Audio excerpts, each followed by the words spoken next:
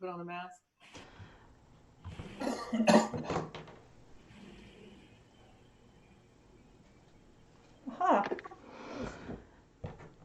Good evening, everyone. We are now live. Good evening. This is Mayor Lake calling to order the July 6th City Council meeting. Would you all please join me for the invocation followed by the Pledge of Allegiance. This evening, our invocation is being given by Pastor Daniel Finley from the First Baptist Church. Thank you, Ms. Mayor. Let's pray. Father, we come to you, and Lord, we thank you for, again, another chance in which we can gather with our city leadership, Lord, to continue to work through the needs of this community. And Father, you've been good to us through a very difficult time. We continue to thank you for that and continue to ask for your help. And Lord, for the many that live even within our own city borders, that are working in our healthcare fields, that are working as our first responders, and those that are putting their lives at risk to tackle these great challenges, Lord, I pray for your blessing in their life. For our meeting today, Lord, that you grant us wisdom. Father, this is a time in which there is so much that we're trying to figure out. Lord, even things that we've taken for granted, we're trying to figure out how to do those. Lord, I pray you grant wisdom to our council. Lord, that they would both hear from the public, hear from their fellow council members. Lord, lead and guide this city in the directions that she ought to go. Lord, I pray you be good to us today. We ask this all in your name. Amen. Amen. And let's pledge allegiance. I pledge allegiance to the flag of the United States of America and to the republic for which it stands, one nation, it stands, visible, one nation, and justice, indivisible, liberty and justice for all. Ms. Rakowski, would you like to call roll, please? Mayor Lake.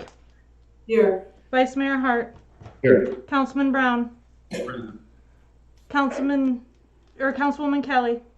Here. Councilman Peoples. Here. You have a quorum, Madam Mayor. I do have a couple of guests that are on Zoom, and then I also have Mr. John Ward from Clay County Emergency Management is in my office. Thank you. Can we begin with agenda item 1, the emergency order, local state of emergency? We're extending it until August 2nd. Is that correct? Yes, ma'am. Is there a motion? I'm going to take that motion. And a second? I second. Thank you. So a motion and a second to extend the emergency order, local state of emergency until August. All those in favor say aye. Aye. Aye. Any opposed? None. Motion passes 5-0. Ms. Rakowski, do you want to lead us through the public comment section since you have the emails? Yes, so Mary and I are going to be tag teaming this. I ask that you please bear with us and put yourself on mute as we go through this. Mary has 9 call-ins and I have 6 emails to read. So we're going to start with Miss Mary if she's ready and on the line.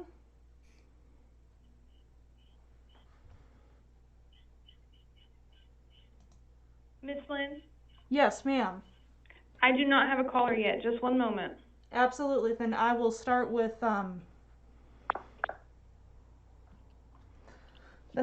someone with one of our emails.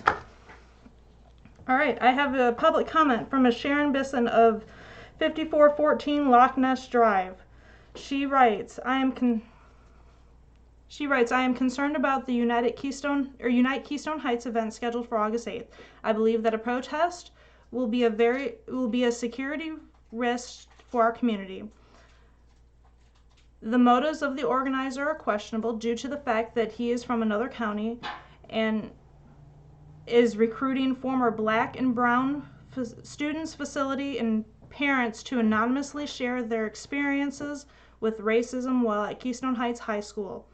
The event is described as a discussion of racism and a march for a better Keystone. And the purpose is supposed to unite, but I fear that it will have the opposite effect. I would like the city council members to address this event to ensure that our citizens can be confident that the health and safety of our community is not jeopardized and the protest remains peaceful. Madam Mayor, if I may, just at this time, any of these comments that are expressed tonight are not the views of staff, council, or anyone from the city. These are being read in by members of the public.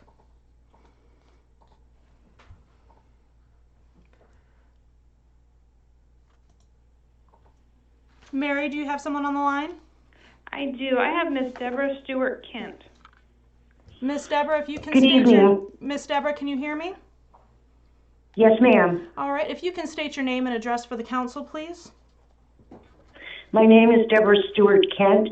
My address is 4519 Bondarenko Road, Keystone Heights, Florida, 32656.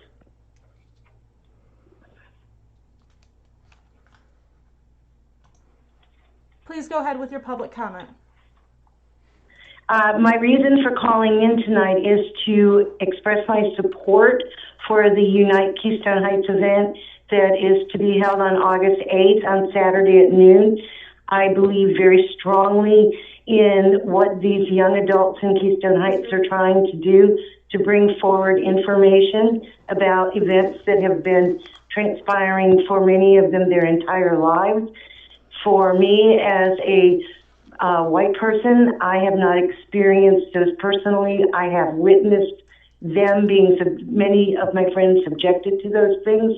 I think it's important we have these conversations so that we can know and understand our young people and do better and come together as a community and heal united with our young people. They are our future and we must support them. Thank you very much. Miss Mary, I'm going to put you on mute and let you get our next caller on the line. Absolutely. All right.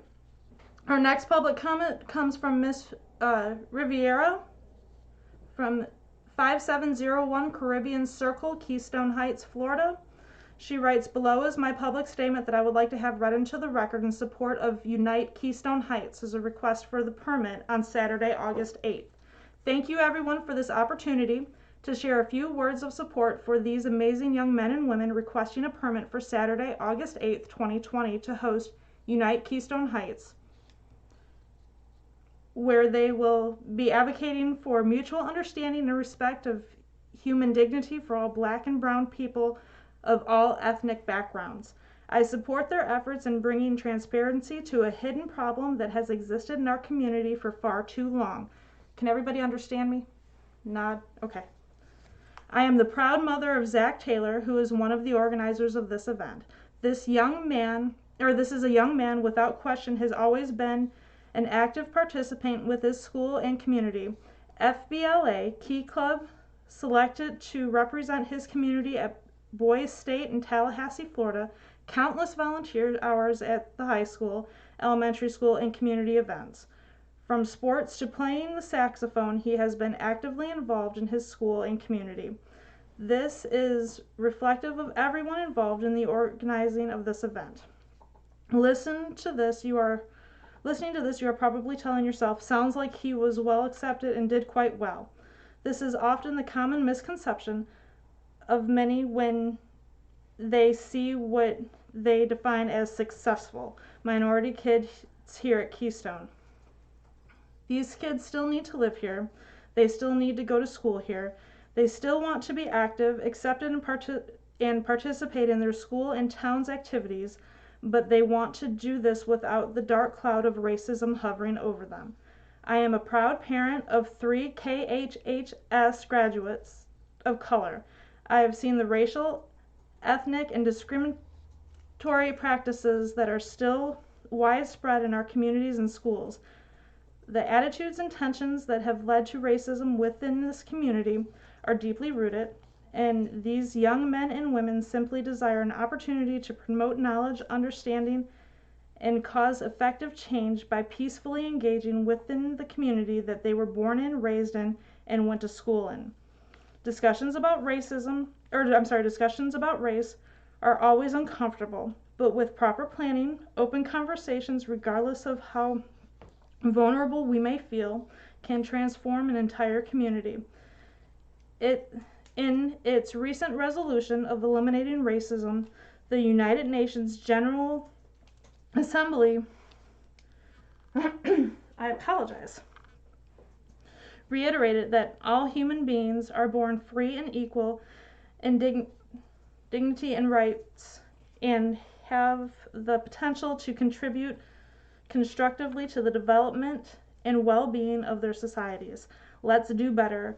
Let's be the community that celebrates the signs of change. Let's bring people together in conversation and give voice to these young people simply asking to be heard. To say that racism doesn't exist in our community is false and inaccurate. Let's have this conversation with open ears and hearts. Let's have this candid conversation. Let's share openly. We can start now. We can also give Unite Keystone Heights this platform with an improved permit on Saturday, August 8th, 2020 at 12 p.m. Thank you everyone for your time. Mary, do you have our next caller on the line? I do. I have Allison Noonan. Miss Allison, can you hear me? Yes, ma'am, I can. Absolutely. Will you start with your name and your address for the council, please? Yes, my name is Allison Noonan, and my address is 5437 County Road 352, Keystone Heights, Florida 32656. Thank you, ma'am. Go ahead with your comment. Okay, I do not have a prepared statement, but I come to you today as a mother, as a citizen of the Keystone Heights community, as an educator, as somebody that has been active in developing the youth in our community through sports, and as an ally to these students. I come here to voice my support in providing them the opportunity, the venue, and the space to be able to voice their experiences. Working in higher education, one of the things that I have come to quickly realize is that really where you promote growth and change is through dialogue and conversation where people come with an open mind and heart and willingness to learn from others, especially when there is diversity involved. And so this is what I really truly believe that these students are looking for, an opportunity is to voice their experiences collectively regarding race and their experience with race in this community. I can tell you firsthand from personal experiences that I have witnessed the racial issues that happen within the school system. I have two children, one that is just a recent graduate and one that is still in the KHHS school system. And we have all witnessed it firsthand. Working in the community, leading one of the sports programs for the youth in the community, I can directly tell you firsthand that I've had to question individuals of color because they were automatically the first people that were pointed to when something went missing. And yet knowing that these people have this family that I had to go at and question had been in my organization for 3 years at that point and had never done anything wrong. And a new family came in and just automatically assumed that was them. So I know that this mindset impacts the way people interact with each other and really, grow suspect of people. And so I think these students just want a platform to collectively share their experiences. I can tell you firsthand that when my child has engaged in language that is not appropriate, that is seen as racial, that the school was pretty lenient on him until I pushed back and said that it went against my values and pushed for actually more suspension because I wanted him to learn that it was not acceptable. So I think that there needs to be a space and an avenue for these students, these individuals to be able to share their experiences. And I believe the Keystone Heights Unite event can give them that space with the proper, within the rules and the boundaries that the city sets forth. I believe that this experience can really promote growth in our community and empower our students to be able to move forward in a more diverse community and more diverse mindset. I think when they leave the Keystone Heights community, especially working in higher ed and working in the career development realm, I know that employers are looking for individuals that have more diverse mindset. And so let's prepare our students to be ready for that diverse workforce when they're ready to go out and engage in it. So please, give these students this chance to speak their voice and help educate the community and promote growth. And that is all I have to say. Thank you, ma'am. Miss Mary, if you can get the next caller on the line, I will read our next public comment. which comes from Maggie Sullivan at 7714 State Road 100, Keystone Heights, Florida. She writes, "Hello, my name is Maggie Sullivan. I currently reside at 7714 State Road 100 in Keystone Heights, Florida, and I am writing to express my public support of the Unite Keystone Heights event on August 8th. I support the work of our community's youth to create an event to improve the inclusiveness and respect for all Keystone community." I'm pretty certain I read that faster than what Mary could get the caller on the line. Yep. Okay, we're gonna move on. All right.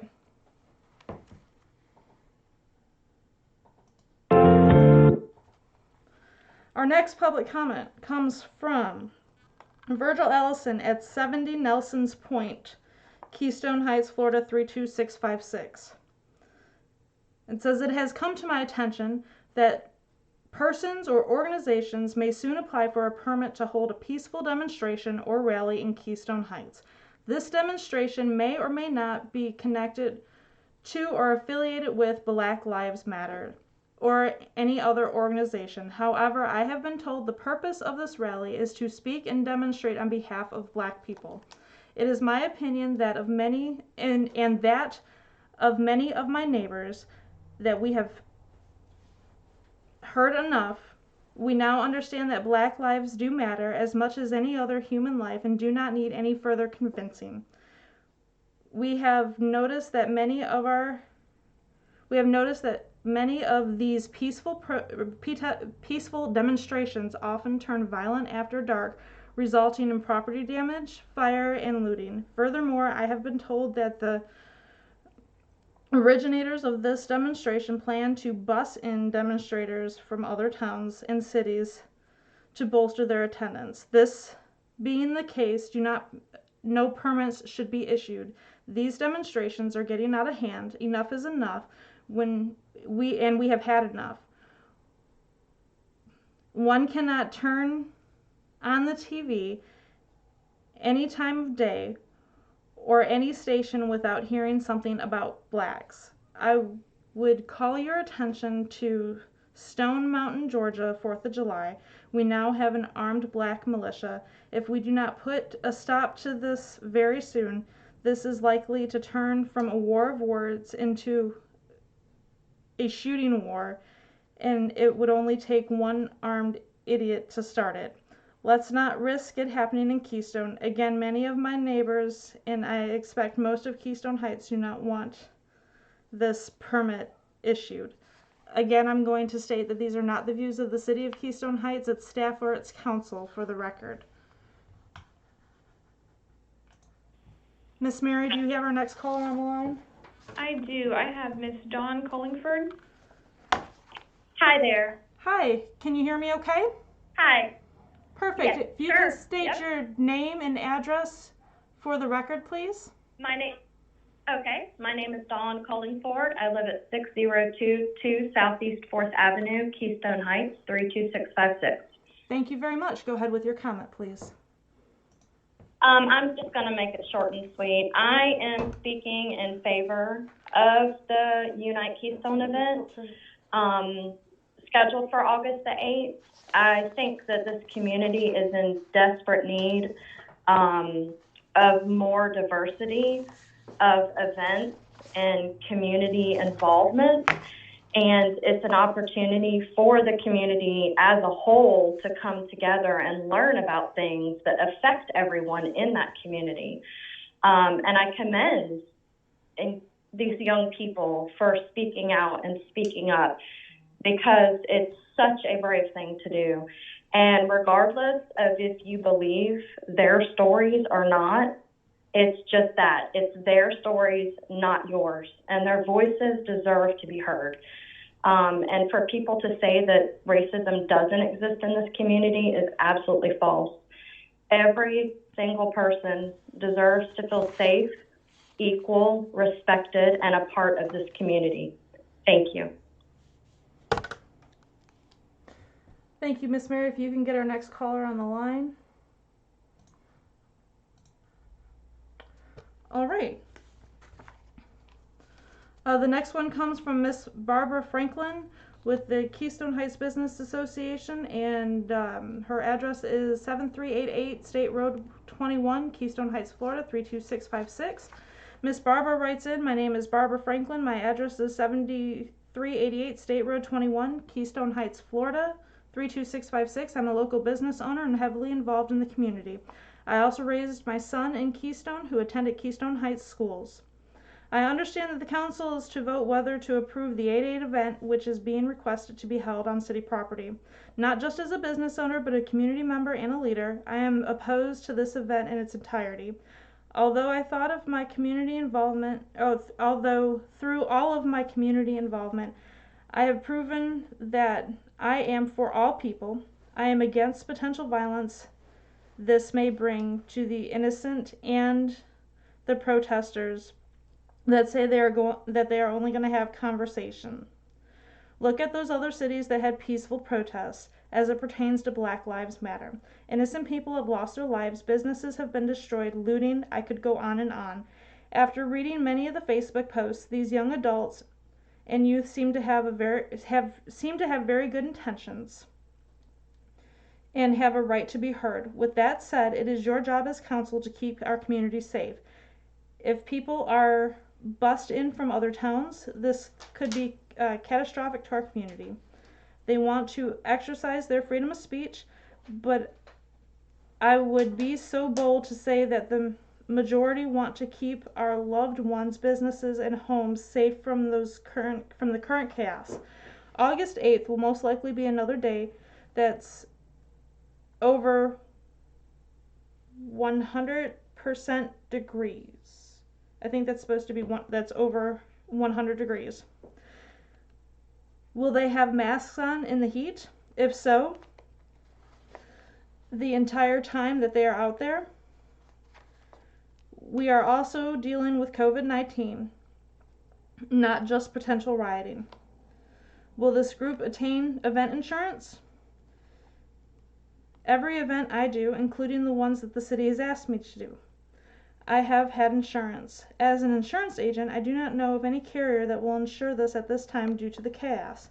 I understand that there's been talk about rerouting the march passing through a residential area. Have you thought about children playing in their yards and potential harm it could cause to one of them? How about if someone's grandma is in the yard and she gets hurt? I propose a solution.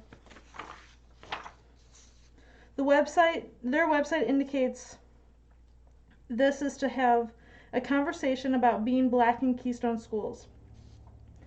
If this is truly what it's about, why not go to the school and ask to have a rally there so all students can hear their concerns? This may also be an opportunity for others to discuss concerns, kids who get bullied and other types of uncomfortable situations. As entrusted council members, we as the community expect you to vote for what is right for our entire community. Respectfully, Ms. Barbara Franklin. Ms. Mary, do you have our next caller on the line? I do. I have Sarah Garcia. Miss Sarah, can you hear me? Yes, I can. Perfect. Can you please state your name and address for the record? My name is Sarah Garcia, and I live at 180 Swan Lake Drive, Melrose, Florida, 32666. Thank you very much. Go ahead with your comment. I first want to say that I think it's really important that we know that this isn't an attack on the city, the members, or the citizens. This isn't any way to try and hurt anyone. It's to bring light to a situation that has been covered up for years and give people a chance to speak up about their experiences and what's been happening. It's not just about being Black, it's about all races who have experienced injustices within our community. And it's really important that we take it seriously so we can try and make a change and listen to these people that have felt that their voices can't be heard or that it's not important enough. I know that a lot of people think it's going to end in riots or some type of looting or something bad like that, but it's about listening to what people have to say and about trying to come together as a community to understand that racism is a problem and it's happening right here, right where we live, where we work, where we go to school. It happens at school, it happens at work, in the grocery store, and that we need to give people of our community a chance to talk about it, and a safe place to go where people will listen and treat them with respect. And that's all I have to say. Thank you very much. Miss Mary, how many more callers do you have, please? I have 3. You have 3? All right, I have 2 more emails. And Madam Mayor, if I may ask that we have a short recess after this is done, I'm definitely going to need a drink of water. Thank you. My next email comes from Miss Sierra Fernandez of 7645 Oak Drive, Keystone Heights, Florida. She writes, I'd like to thank all of the city commissioners listening to us today. Unite Keystone Heights is an event that is beneficial to our community, and I cannot wait to take part in it on the 8th. I would love the opportunity for people in our community to safely come together and discuss the tension that not only exists here, but everywhere. With the current national setting being what it is, I want to see Keystone Heights rise above the violence seen in other cities. I want a safe discussion of racial issues and how we can handle them. This event can bridge a divide this city has since 1925 when it was founded.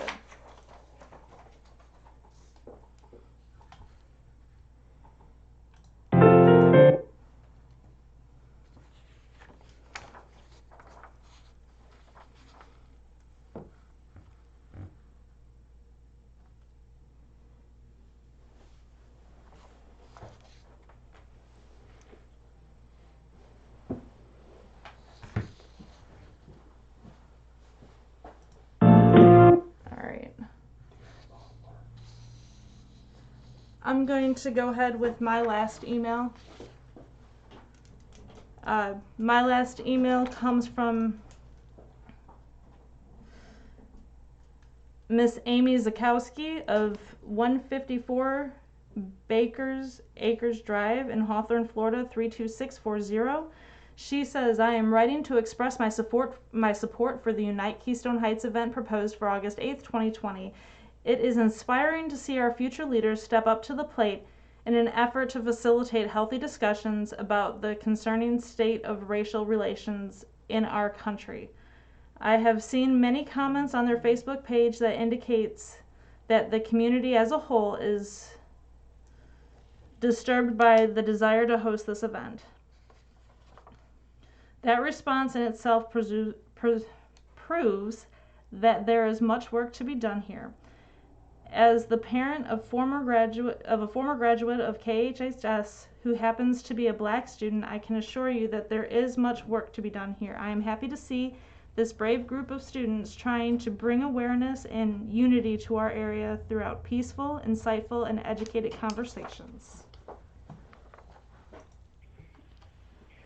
Miss Mary, do you have our next caller on the line? I do. I have Isaac Morford. Okay, and then one other thing, Miss Mary, I'm done with the emails, so as you get them in the line, online, go ahead and unmute yourself, please, okay? Sure. I have one more after Mr. Isaac. Okay, perfect. Mr. Isaac, can you hear me? Yes, I can. Fantastic. Can you please state your name and address for the record? Yes, my name is Isaac Morford, 6317 Denison Avenue, Keystone Heights, Florida. Please go ahead with your comment. I just wanted to be speaking in favor of this Unite Keystone Heights event. I was very saddened to see that it got canceled. I understand why it happened, and I think that in the end was the smartest decision for that weekend. But I do think that as an educator in Keystone Heights, having served at the high school and at the elementary school level, I think that there's a lot of conversation that can and should be had openly, and should be had where everybody can feel safe to make their comments and to make their statements. I've been a little bit disturbed as well, as some of the other commenters have been, about some of the reactions and responses that have come out there against this group, saying that they're bringing things to Keystone Heights that aren't here and those things, and I don't believe that to be true. I've lived in Keystone Heights most of my life. I've been here for KKK parades against homecoming kings. So there's been a lot of this that's gone on and been under the radar and somewhat swept under the rug for many years. And I'm very proud of these young people that are bringing this conversation to us.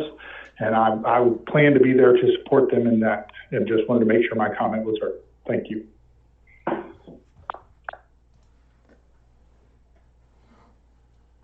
Thank you. And then we do have one other caller that Miss Mary is getting on the line right now.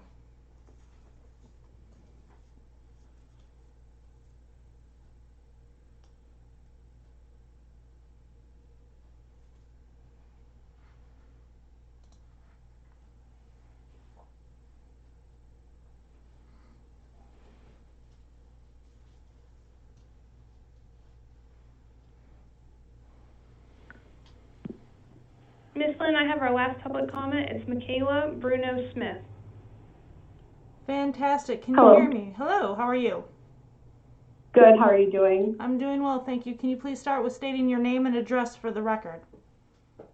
Yeah, so my name is Michaela Bruno Smith. My address is 4455 Southwest 34th Street, Gainesville, Florida 32608. Okay, thank you. Go ahead with your comment. Okay, so I'm speaking in support of Unite Keystone Heights scheduled for August 8th. I lived in Keystone for the majority of my life, and I personally experienced racism throughout my elementary and high school years, both in KHHS and the community, which I was heavily involved in.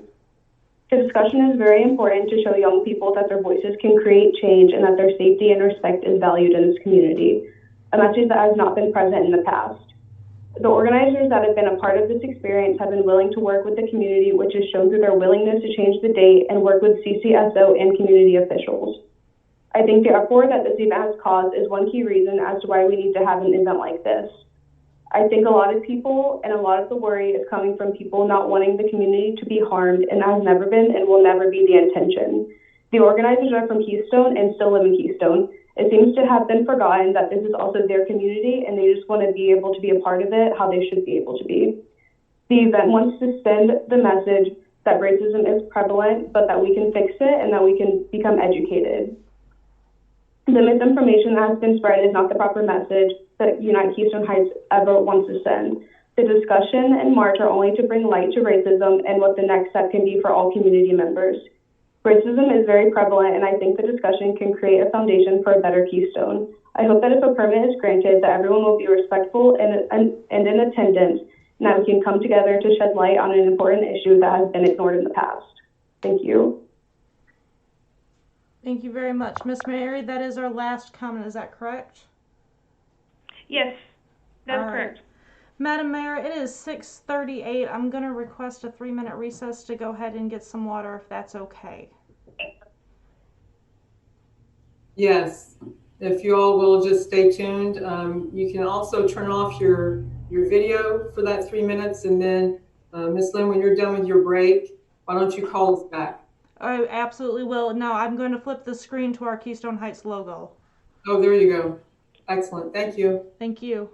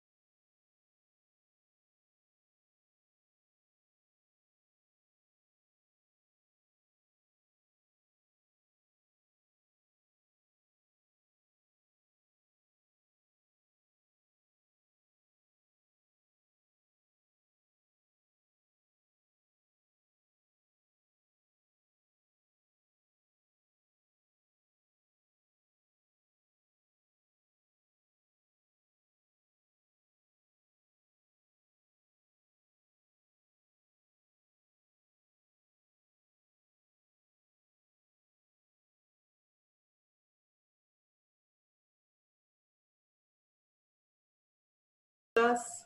We're moving into proclamations. We have a proclamation tonight for the Keystone Safety Net Alliance, and I need to toggle between screens here. Tonight we're issuing a proclamation in recognition of Keystone Heights Safety Net Alliance for their work during the COVID-19 pandemic. Whereas the City of Keystone Heights, Florida wishes to recognize individuals and groups who are contributing greatly to our community's well-being, members of the Keystone Safety Net Alliance is such a group. And whereas the Keystone Safety Net Alliance formed in October 2019 as a clearinghouse for services in Southern Clay County, and whereas this group of faith-based education, nonprofit, and local government organizations meet monthly to share resources to avoid duplication of services. And whereas at the onset of the COVID-19 pandemic, the Keystone Safety Net Alliance mobilized by creating a Facebook page where residents could self-identify their needs of their families. And whereas Keystone Safety Net Alliance rapidly launched a large volunteer movement to address a number of tasks and organizations. And whereas the Keystone Safety Net Alliance provided volunteers to drive breakfast and lunch meals to senior citizens sheltering in place. And whereas the Keystone Safety Net Alliance collaborated with Lake Erie Ministries to provide volunteers for their at-risk volunteers who were sheltering in place. And whereas the Keystone Safety Net Alliance organized food distributions at McRae Elementary, Keystone Heights Elementary, and Keystone Beach, and collaborated with the Clay County Emergency Operations Management Team. And whereas the Keystone Safety Net Alliance distributed feminine products, diapers, and wipes for women and children in need. And whereas our entire community is grateful for the thousands of volunteer hours donated by over 150 people during the past 4 months, provided care and concern to at-risk members of our community, distributed thousands of meals to families, and ensured women and children had the products they needed to make it through a pandemic. Now, therefore, be it resolved, the mayor and council members of the City of Keystone Heights hereby proclaim the Keystone Safety Net Alliance as an outstanding organization of Keystone Heights and recognize them for the service they have provided and continue to provide our community.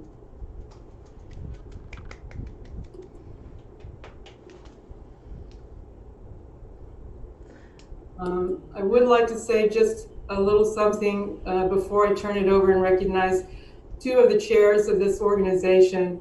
It really has been a privilege to walk alongside these women. They are so caring and so loving, and so I appreciate becoming a part of their sisterhood through this whole pandemic. It's really been a walk of faith and grace. So Miss Carrie or Miss Joanna, who would like to go first? Do you want to say some words? Would be happy to. We really, obviously nobody in our community was prepared mentally, physically, any way, shape, or form to meet the needs during a pandemic. This was a first for all of us. And honestly, having a safety net in place allowed us to already have an existing group of concerned citizens that want the best for our community. We had already built unity and trust within that group.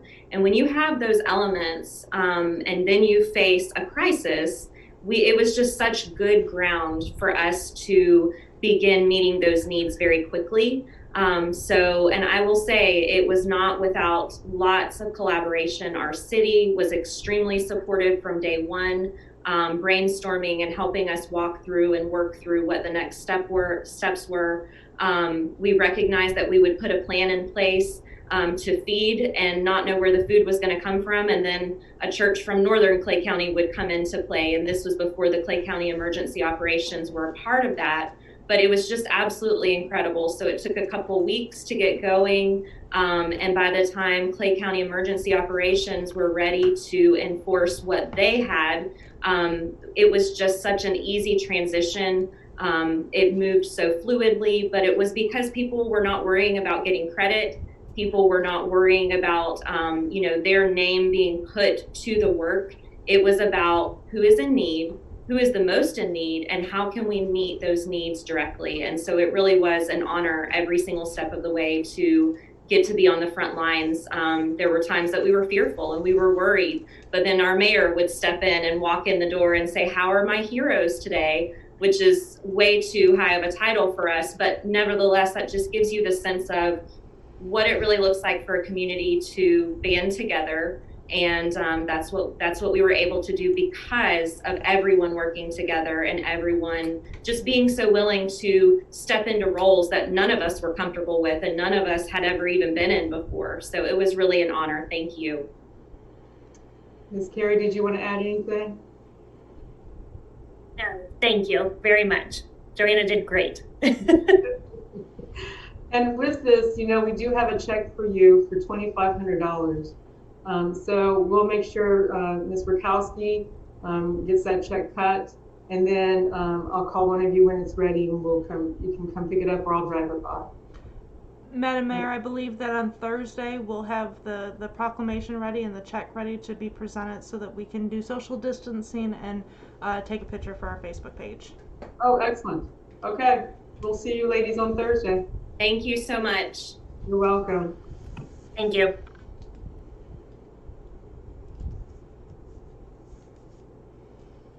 Okay, so I'm looking at the agenda on my phone. It's a little bit smaller. We're moving now to resolutions. We have 2 resolutions to address.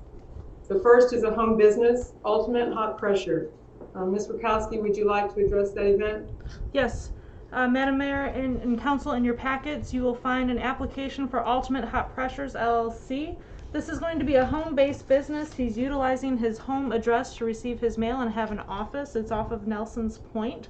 You can see that his office space does meet the requirements for a home-based business, and we're asking for approval this evening. Okay, is there any questions for Ms. Rakowski regarding this application? No? No questions? It appears they're going to be seeing clients or customers at his home. This is a very small portion of his home, and he'll be essentially doing paperwork there. Is that correct? That's correct. He will be going to see his clients. His clients will not be coming to see him. Okay. I make a motion, we approve it. Is there a second? Thank you. All those in favor say aye. Aye. Aye. Any opposed? Seeing none, motion passes 5-0. We have a second resolution this evening, Resolution 2020-06, encouraged to wear masks. And so Ms. Rakowski and I discussed this past week, and we feel as strongly as Clay County that we need to demonstrate and model for our citizens what will help them be protected by COVID-19. So is there a motion to read by short title only? I'll make a motion. Thank you. Is there a second? I'll second. Thank you. All those in favor say aye. Aye. Okay, Mr. Commando, would you like to read Resolution 2020-06 by short title only? Yes, Madam Mayor. Resolution 2020-06, a resolution by the City Council of the City of Keystone Heights, Florida, urging all persons within the city to wear cloth masks or other cloth protective face coverings. Any discussion? We're talking cloth masks. Are we talking like what Lynn and John have on? Are we talking the surgical masks that they give out? Is that okay for people to wear? We're basically talking about what Lynn and John are wearing. Okay. I have a question. Just to do with the language, it says we're strongly encouraging people to wear cloth masks, which sounds like it's still optional, but then later in the resolution, there's a language by code enforcement of Clay County. What sort of enforcement would there be if this is simply a strong urging? What some other municipalities are doing is they're having code enforcement essentially go throughout their municipality and educate people, and sometimes they're providing free masks to people to help them understand how they can protect themselves and their neighbors. Well, it's more of an educational function. Okay. Yes, sir. Okay, any other discussion? Is there a motion and a second to pass? I make a motion to pass. Thank you. All those in favor say aye. Aye. Any opposed? Seeing none, motion passes 5-0. Madam Mayor, if I may, we here at City Hall, we do have masks available to the public provided to us by the Chamber of Commerce as well as Clay County Emergency Management Operations. So if anybody in the community does not have a mask or needs a mask, they can pick them up here.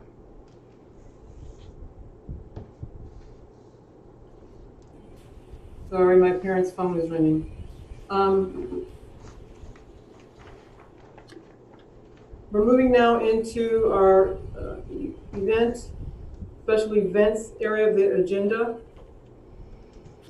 And before we pick up this event application, I would like to, lay some groundwork and say that I will hope that everyone here will be respectful of each other. I know that from public comment, we've heard lots of testimony guiding us and input. I do want to address, there were lots of accusations on social media towards me for supporting this group. I'm very staunchly in favor of having conversations. I think it's healthy. I think it gives this group of individuals an opportunity to show their leadership skills in a very loving way. And I've had several conversations with Mr. Taylor. And so what I'd like to do is ask Mr. Taylor to come in and explain to us the nature of the event that he would like to host. Mr. Taylor? Yes, can you guys hear me? Yeah. All right. Well, first off, I would like to say that Keystone Heights is a beautiful town and it's a wonderful place to live in, and that I lived here for 10 years, so I'm not an outsider. I know somebody said that. I'm the main organizer behind this event. What essentially we wanted to do was, with the national dialogue going on across the country, we felt that this would be a perfect opportunity to have a conversation about the issues that we see here in Keystone, that many of our young people face, that many of our older people have faced, and just have essentially a gathering here at Keystone Beach of local people throughout the community and in our area, the lake area, to come to hear the experiences of others that they may not have heard before, and to learn and reflect and come together to find a solution for a path forward for a better and more inclusive Keystone Heights. And that's our mission, essentially, is to discuss, to learn, to listen, and to move forward. Thank you, Zach. At this point, if you have any questions for Mr. Taylor about the event, it would be appropriate to ask. Any questions for Mr. Taylor? Hey, Mr. Taylor, you know my son, of course. I think you do. But we're missing a major element in this, and we're missing somebody from the school board, because apparently the school system, the schools down there, are the major contributing factor to a lot of this problem. And I think maybe you might have started this whole thing backward. Maybe you should have started at the school with a school assembly in the cloistered gym where outsiders can't get into the facility, and started there with your peers who are the main ones who need to hear this. But I mean, I applaud your efforts. Every report that I've gotten about you, you have been respectful, and you are a very, very, very intelligent young man, and I appreciate what you're trying to do. Yes, sir, I appreciate it. Anyone else would like to ask questions about the event? Mr. Taylor, you indicated that you are the organizer. Are there any other groups that are going to be involved with this event?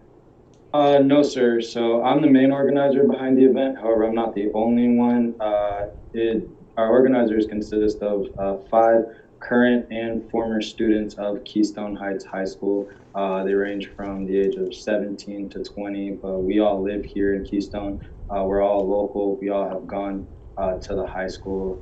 We are not coordinating with any other outside groups or organizations for this. It was intended strictly as an event for our local community to come to gather. And we chose Keystone Beach specifically because that's the most well-known park and gathering spot in our area. And we felt it would be most appropriate for anybody in the community, regardless of their age, who wanted to come join us and join in on the discussion to come and attend. There was a lot of chatter on Facebook about the number of potential attendees. One person opined that there might be between 200 and 300. What is your estimate of the number of attendees? Yes, sir. So initially, we were expecting it to be a really small group of mostly younger people throughout the community. However, we were aware that over the past week that it had grown substantially, and at the urging of the sheriff's office in the city, we decided to postpone it. We're not sure of an exact number of attendees. However, I will say we do not expect it to be that much.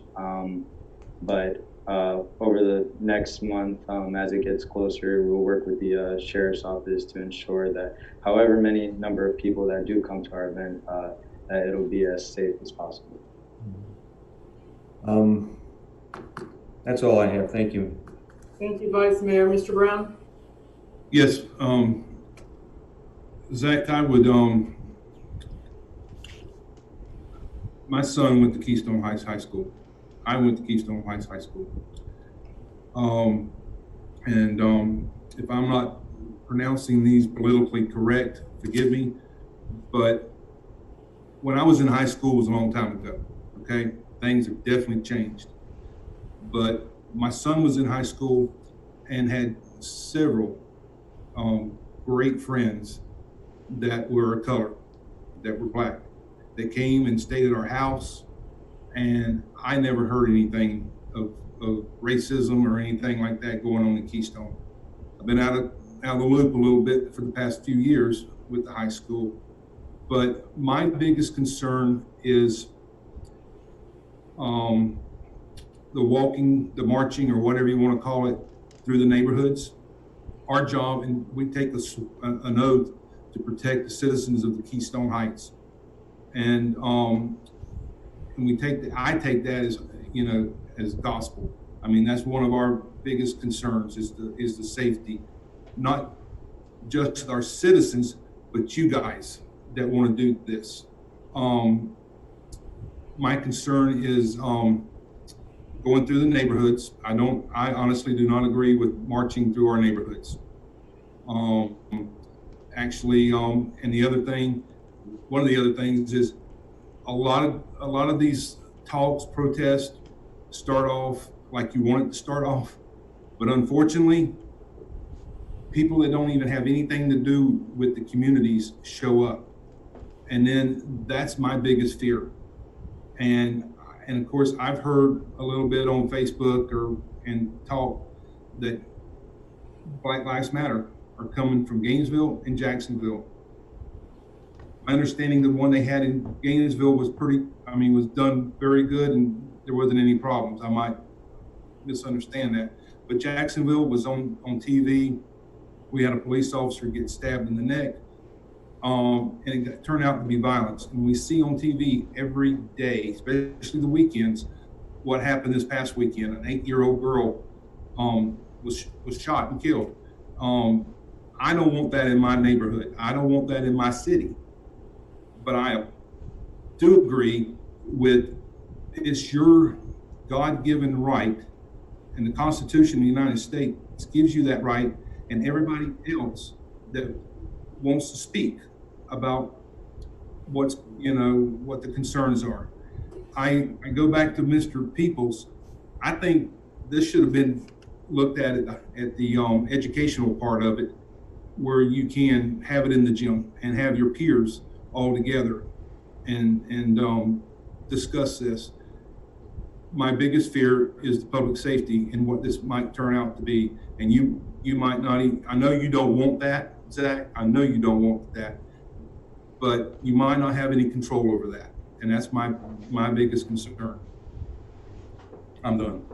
Can I follow up just on one point? I don't see a real connection between getting together and having a dialogue and exercising your right of free speech, which of course you have. I don't see any relationship between that and then having a march. What can you tell me why you are thinking of having a march? Yes, sir. So basically, when we got together and decided that we wanted to hold this event, the main purpose of our event was to make sure that our voices are heard. And we felt that having this dialogue as well as following it with the march would be the best way to amplify our voices as loud as possible. I would also like to say that when it comes to safety concerns, I completely understand where you guys are coming from. I've been saddened seeing the violence that's happened around the country. I would like to add, though, that we have been in contact and we are still in active conversations as of right now with the Clay County Sheriff's Office. I have met with Sheriff Daniels myself regarding making sure that we can make this event as safe as possible. And if approved, we intend to let everybody know who wishes to come to our event that this is completely peaceful and that if anybody chooses to act out, they will be dealt with accordingly with the law enforcement officers that are there. But that is not our intentions. We intend for this to be completely peaceful. I'm not sure if you guys are aware of the Peace in the Streets event that happened in Palaca, but it was organized by two young people, 18, 17 years old, that recently graduated, and they coordinated with the city of Palaca as well as the Palaca Police Department and the Putnam County Sheriff's Office, and they had about 50 to 75 people there, and it was really successful. They had a march around the courthouse, they had speakers, and then they had an event afterwards. It's kind of the motto of what we want to do in Keystone Heights. It was completely peaceful, and we just felt like with the help of the city as well as with the help of the Clay County Sheriff's Office that we could have an event as successful as that one here in Keystone Heights. Rather than a march, could you not invite members of the public to come to your forum at the beach if they're interested in learning more, rather than marching through quiet neighborhoods? We're familiar with these neighborhoods and they're very quiet. We have a number of elderly people that live in Keystone, and it might end up, I'm not saying it would be violent, but it might just be disturbing to these people, nothing else. Can you see that point of view? Yes, sir. I completely understand where you're coming from. However, the march is included in the special event application was a map of our march. It is about 1 mile long, starting and ending at Keystone Beach. And we expect this march to be really quick. Again, it is a mile long, and it shouldn't be a big disturbance. The road closures should not last more than 5 minutes at any particular location, as we will be moving at all times. And we don't expect it to be long or major disturbance to any of the residents in these areas. You're also asking, in addition to use the beach, you're asking for road closures for your circuit, your march. Is that correct? Yes, sir. We felt that that would be the most appropriate because depending on the number of attendees that we have, it might be difficult to keep everybody along the sidewalk, and we don't want anybody potentially stepping on private property or anything which could cause issues with law enforcement and people upset with others stepping on their property. So we felt that it would be more appropriate and safer to have temporary road closures as we're moving, essentially a police escort with our march, just to ensure that everybody has enough space to be able to march without encroaching on anyone's property. Last question. Your mom said you play saxophone. Which sax? Tenor? Barry? I play the alto saxophone. So do I. I just wanted to get that in. Madam Mayor, if I may. Yes, ma'am. I have had several conversations with Mr. Taylor over the past week. I think that he was probably the most dialed on my phone. So in regards to the road closures within our neighborhoods, that was something that he and I had discussed if it was going to be postponed and pushed back to a later date. One of them, the reason being, is because an FDOT road closure, as anybody who knows who's tried to get them, is very difficult to get. Two, we didn't know where the construction would be, if we would have any progress with our downtown corridor with our streetscape. And then honestly, this is something that the city in conjunction with the sheriff's office can control a little bit better, being able to do an escort in front and then in back, so that they would not be encroaching on anybody's private property and keep to the street itself without getting FDOT involved.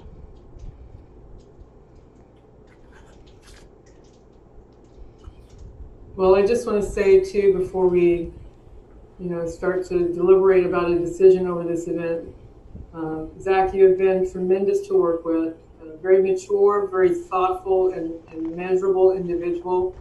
I know when I've had conversations with our city manager and her interactions with you, she has praised you as well, because it's been a process, and you've been flexible in the process. So know that from our perspective, we're really appreciative of that. And so, what is the pleasure of the council? I have two more questions, real quick, Mayor.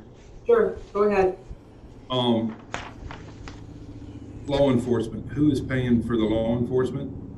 Are they taking care of all that? And also insurance. Is that something that comes later, or are we approving something that we're not sure if they will have the appropriate insurance that's usually required? Ms. Rakowski, you want to address that for me, please? I would.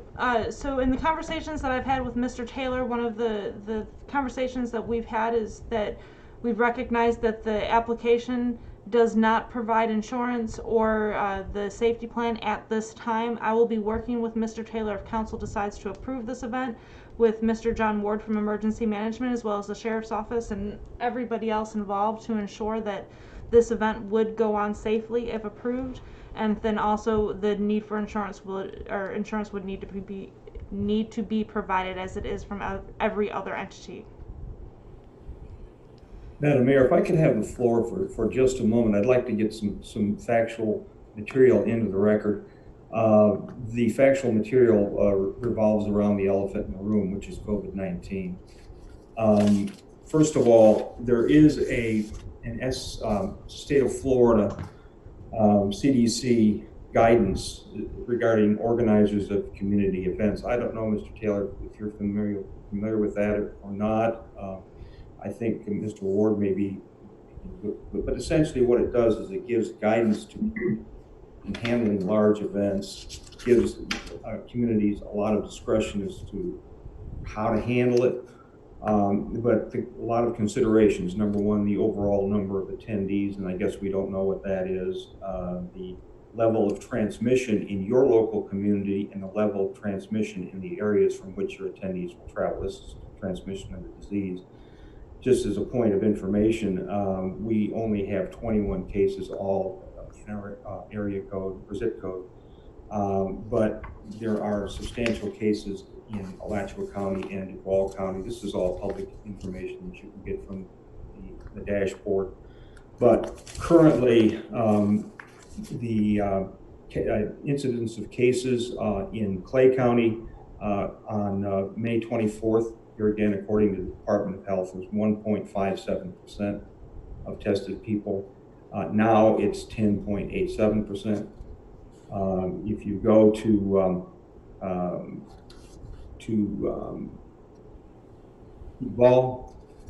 Duval County was 2.52% on May 24th, and now it's 15.53%.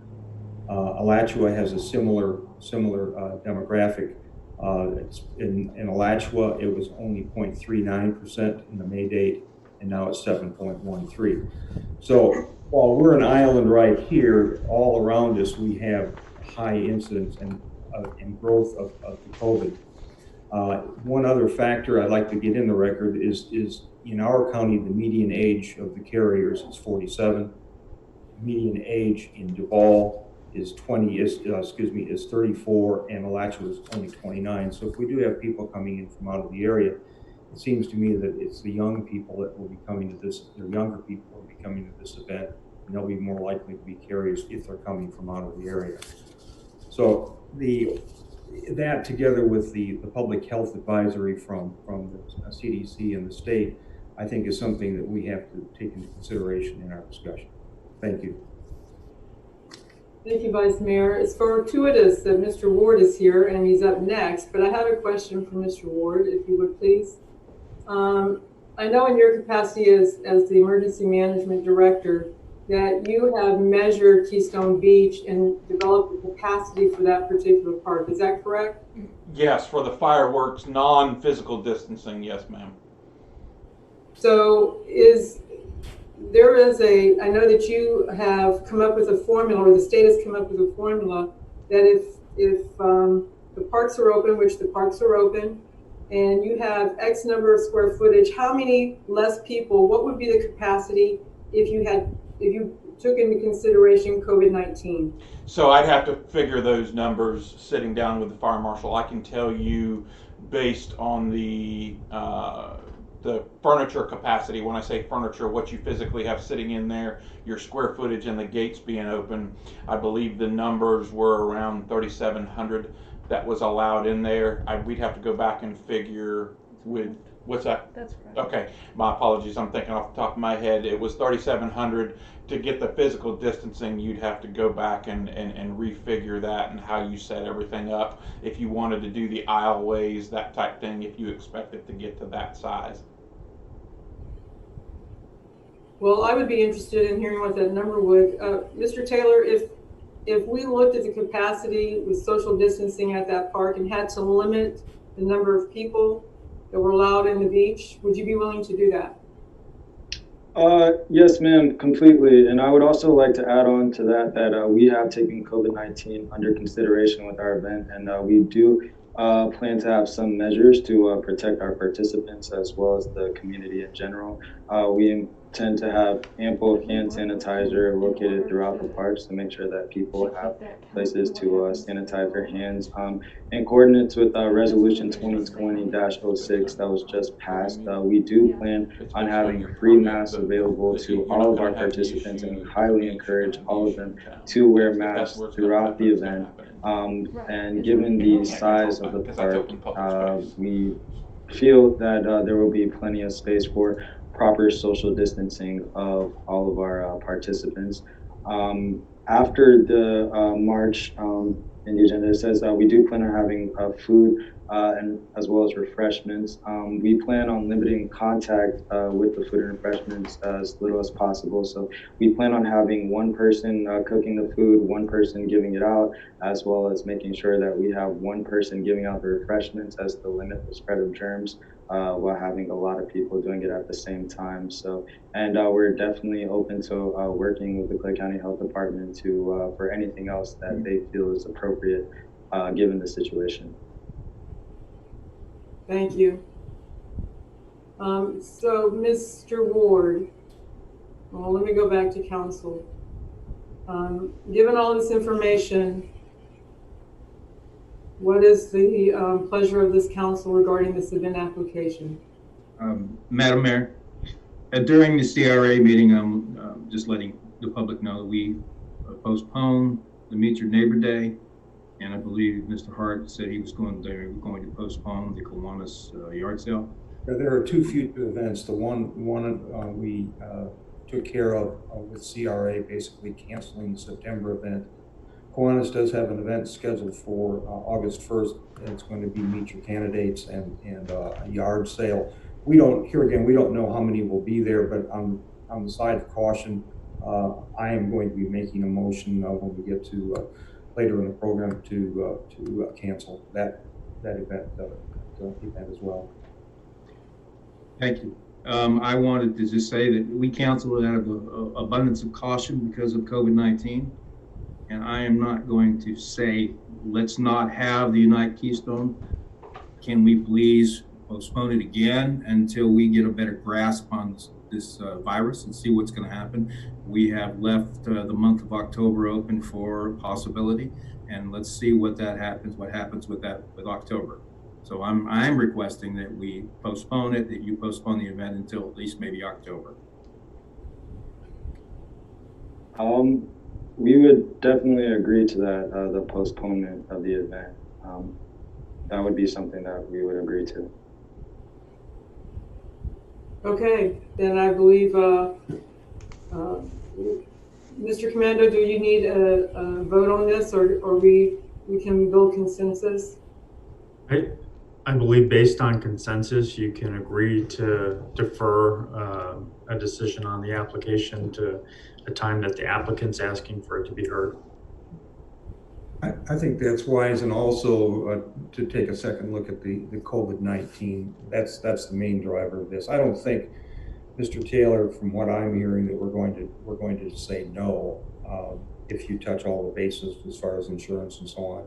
But we are genuinely concerned about the health of the community and your health, and we just think it's probably a better choice to move this down the road a couple, 3 months.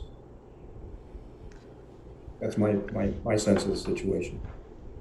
Okay, so, Mr. Taylor, if you would please, we're going to keep this item on our agenda. And so each first Monday of the month, we'll meet and discuss the numbers that we're seeing. And as soon as we're pleased or okay with where the numbers have flattened, we'll take up your application again. Madam Mayor, if I may, in the time being, Mr. Taylor, I'd like to sit down with you, with the Sheriff's Office, and with Emergency Management so we can start getting that plan in place and then start getting the rest of your application taken care of. And I would have a request. We had comment prior to or during the meeting about insurance policies availability. I would like to have the city attorney have a chance to take a look at any proposed policy that would be in effect. Is this something that you normally ask of every event application, Mr. Hart? We're talking about this situation, and I'm not an insurance person, but a lot of policies have exclusions, and I want to see what the exclusions are, and I think the city attorney should take a look at that. Okay. I don't know that we need to do that. It sounds really kind of nitpicky to me, because we don't do it or ask for anybody else. And I want to say something here, because Ms. Rakowski had a perfect analogy when we were talking. And do you mind if I share it, or do you want to share it, Ms. Rakowski? I'm not sure which one you were referring to, but I do want to say, as far as the insurance goes, as a part of the applications, those generally come in front of council as the packet, and so given the extended period of time that we'll be able to bring the insurance policy in with his revised application after sitting down with those different agencies. That's fair. We can review it ourselves. And then that way that can be taken care of that way. Generally, if there's not a lack of insurance with their application, it's something that's just approved by the city administration, but we can handle that as the application gets completed throughout the extended time. Okay. So if you would continue working with Mr. Taylor, Ms. Rakowski, and put him in a positive position to address the council again so we can review his event application, that'd be great. I absolutely would. All right. Hey, Madam Mayor, Mr. Taylor, in the meantime, would you please contact the sitting school board member and principals or superintendent of schools and discuss maybe having an after school? Yes, sir. Can you repeat that last part real quick? I didn't quite get it. Okay. Talking to the superintendent of schools, the principals of the Keystone Heights High School, and the sitting school board member, I think Ms. Bullock, and see if you can get an event scheduled for the high school also. Oh, yes, sir. We'd definitely be more than willing to do that. Okay, thank you. Okay, hang on. Let me get to my presentations. Mr. Ward, would you like to come forward and give us a short presentation about the transition from COVID-19, please? Yes. Good afternoon, Madam Mayor. I appreciate everybody's time. As you all know, I always enjoy getting out and talking to people. So just a real quick update on COVID, and then we'll talk about feeding transition and numbers. So as Mr. Hart spoke of, we're currently in the area of about 1,017 positive cases and unfortunately 34 deaths. What I do want to keep in mind, though, is we're in the area of about 20,000 tests in the community. Since 19 June, we've been seeing double-digit increases every day. What I want to attribute that to is, one, obviously we're getting more tests. Everybody's continually saying that there's more tests in the community, so with more tests are going to come higher numbers. But I also want to say is we're seeing what's called asymptomatic cases. Early on, it was our elderly population that we were seeing rapid transmission in our nursing home and our extended care facilities. Now we're seeing a lot of asymptomatic spread through the community, and it's in our community, and unfortunately it's going to be in our community until we get an antiviral, which is going to be sometime after the first of the year. So these numbers are going to lie. I'm going to be very truthful in this. We're going to continue to see these numbers rise. Where we've got to stop the spread of this is wearing masks and physical distancing. You know, it doesn't matter if Miss Lynn and myself work together on a daily basis, and if she pops positive and I'm wearing a mask, I'm a low risk exposure. Okay, if I'm not wearing a mask, she's out 14 days, and since I'm a direct exposure, I'm out 14 days also. And let me speak on direct exposure. We get calls daily into the emergency operations center that said John Ward popped positive and he walked by my doorway. That is not a direct exposure. A direct exposure or a direct contact is you and I within that 6-foot space where we can exchange water droplets. This is not airborne like you saw in Outbreak or any of those movies. This is water droplets. I'm inhaling your water droplets or you're inhaling mine. So the mask is going to prevent that. So if we're within that 6-foot exposure and we're wearing a mask, it's a low risk exposure. So stating that, again, we still have pretty much quite a few of your primary care physicians are doing the testing now that the testing swabs and the testing capacity are meeting the demand. You're starting to see a lot of the medical facilities, a lot of the doc in the boxes, the urgent cares, those type things that are doing that.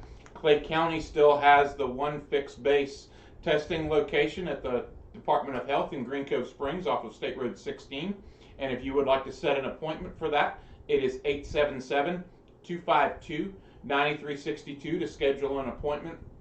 We're seeing anywhere between 200 to 300 people a day at those facilities. Again, and then your primary cares are doing that. So we've got a lot of testing that's ongoing here in Clay County. So, but to continually to stop the spread, we have got to urge folks to continue to physically distance, avoid the large groups, or if you are in large groups, physically distance and wear a mask, because that's what's going to stop the spread of this. Just here recently on the 26th of June, we transitioned the feeding distribution back to the Keystone safety net and Lake Area Ministries here in the local area, but really it was back to the food banks across the entire county. And I do want to say I didn't get an opportunity to earlier, and my assumption is they're not on the call anymore, but the Keystone Safety Net Alliance was just absolutely phenomenal through the transition of when we saw the increased demand. We saw a major weight putting on the back of the food bank, so we lifted that weight and started pushing out commodities and distribution, and then in the transition back, they did a phenomenal job. So I just want to say, I know Mayor Lake was involved with them and many others. The Keystone area was probably the easiest in all the transition, and I just want to say thank you to that. Our food banks, from the beginning of Clay County picking up the food distribution till 26th June, the food banks and the food distribution meals, we served right at about 673,450 meals. Our schools did right at about just over 193,000 meals, and our senior centers did just over 38,000 meals for right over 906,000 meals in our community. So the need was real. We had a significant amount of need, and thanks to all the volunteers, not-for-profits, and churches, we were able to meet that need. So other than that, pending any questions, that is all I have on the brief. Thank you. That was wonderful. Good to hear that everybody got the help they needed when they needed it. Any questions for Mr. Ward before he makes his way home? Seeing none, Mr. Ward, thank you again for coming and updating us. I appreciate that. Thank you all. So we see you again. Yes. Madam Mayor, Yes, ma'am. if I may, I'm going to ask for Mr. Ward's assistance in 10B. So if you'd like to move that up so that he can make his way home. Yes, let's do that for him.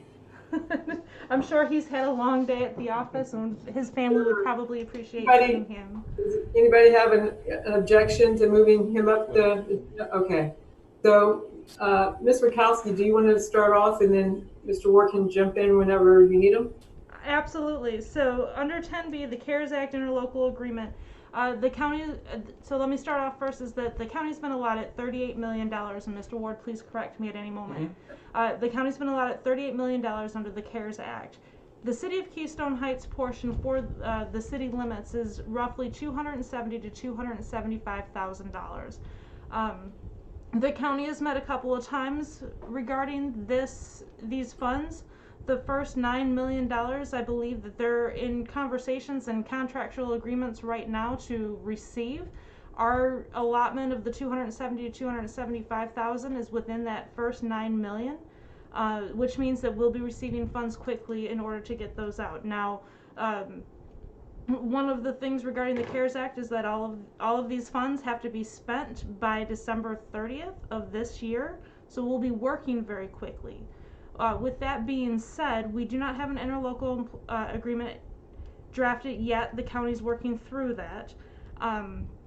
At this time, I am asking that council, and please, Mr. Ward, step in, that council go ahead and make a motion to approve my signature with the oversight from Mr. Commando on any spending documentation or any contracts regarding to the CARES Act.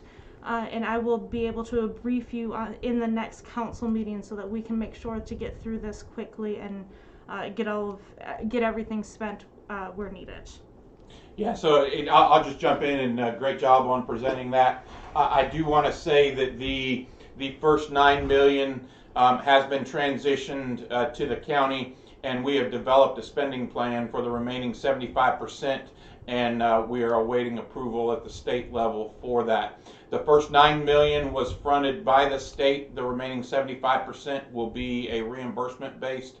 As Ms. Lynn stated, what the county commission did, in essence, to expedite the funding, because those of us that are in government know that although this is a great opportunity for us, to spend those kind of dollars in a short period of time is very challenging in government processes. So one thing that the county commission did is they authorized the county manager to be able to sign all contracts, purchase orders, and those type things, and he would then back brief them at the next county commission meeting. And this is to expedite any contractual agreements we've got to enter into, any MOUs we've got to enter into, those type things, just to expedite, because even under special meeting circumstances, it could really get overwhelming on the board. So as far as the county manager has the ability to sign all the contracts, all the MOUs to enter in, and then back brief at the next county commission meeting, a recommendation would be to allow your city manager to do that same thing, so they could expedite and push the process through, and then she could back brief you at the next city council meeting and then address any concerns at that time. And this, the two major caveats is all the expenditures for this have got to be COVID related, either in preparedness or response. And then all the documentation and closeouts have got to be done by December 30, and the state is also on the backside of that. They've got to have theirs closed out by 30 December. There is no extension to this funding. Whatever funding is not expended within the state of Florida by 30 December will be returned to the Treasury, U.S. Treasury, on 1 January, really probably 2 January. So what I think you're asking for, Lynn, is authority similar to what the county commission has given to the county manager. Is that correct? That is correct. I'll make a motion to that effect. Is there a second? Second. Thank you. All those in favor say aye. Aye. Aye. Any opposed? Seeing none, motion passes 5-0. Thank you, Mr. Ward, again for coming in and speaking with us. We appreciate it. Thank you. I'd like to move the consent agenda, and then unfortunately I need to step away for a quick minute and help my parents. And so I would go to old business, Keystone Heights Police Department, and let Ms. Bukowski take over that discussion until I can return. Is there a motion to pass the consent agenda, which includes minutes of the June meeting, financials of the May month, and payables for the month of May? Is there a motion to pass? I make the motion, pass. Second, thank you. Before we do that, I want to pull one item. Last month, we approved the Kiwanis August 1 rummage sale. We all voted for it. My first motion is a motion to reconsider that. That's my motion. Is there a second? Second. All those in favor say aye. Aye. Aye. I move that we deny the application because of COVID. Okay. Second. All those in favor say aye. Aye. Thank you. Thank you. Motion passes 5-0. And then the rest of the consent agenda, can we move that, please? Make a motion to move the rest of the consent agenda. Thank you. Is there a second? Thank you. All those in favor say aye. Aye. Aye. Any opposed? Seeing none, motion passes 5-0. Ms. Bukowski, will you take over for the Keystone Heights Police? Absolutely. Madam Mayor and the rest of the council, I've been in conversations with the Sheriff's Department as far as additional police protection, as well as the Volunteer Fire Department Board. The City of Keystone Heights has had a couple of different opportunities. And so we move forward with the Keystone Heights Volunteer Fire Department Board to look at different possibilities for acquiring their building. Under the CARES Act, we looked at the possibility of bringing in an additional food service or food distribution station with the much needed refrigeration. Anybody who was involved in those feeding efforts know that the safety net as well as the county had to partner with various organizations throughout the city. We had staging at one area and refrigeration at several different areas, and so I had a conversation with the president of the Volunteer Fire Department Board to look at different ways that we could maybe kind of encumber all of that through purchase of the building. With the CARES Act, I was told that the Keystone Heights Volunteer Fire Department was not interested at that time. So with that being said, I moved forward with additional conversations with the Sheriff's Office as far as bringing a deputy down to service the city limits of Keystone Heights. We're looking at what that contract would say, what duties, responsibilities that deputy would have, the hours worked, and then also funds that the city would have to pay in order to receive that kind of additional service. Right now, the last conversation that I had with the Sheriff's Department, that number was about $68,000 annually for the first year, and then and $72,000 each additional year.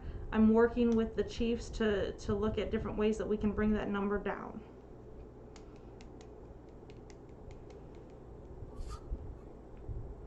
Thank you, Ms. Bukowski.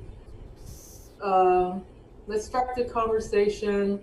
Any questions for Ms. Bukowski regarding the information she's brought to us?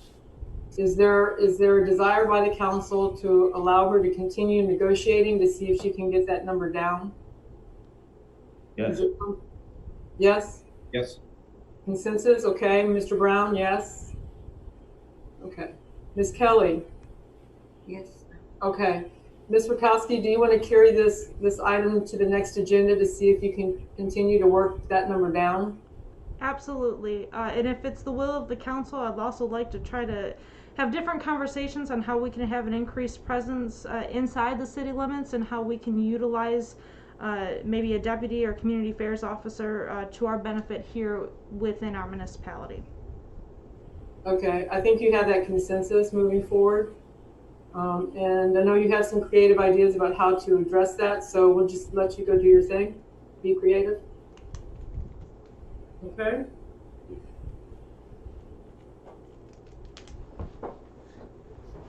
Under old business, we have B, Trailhead Plans and Bid Process.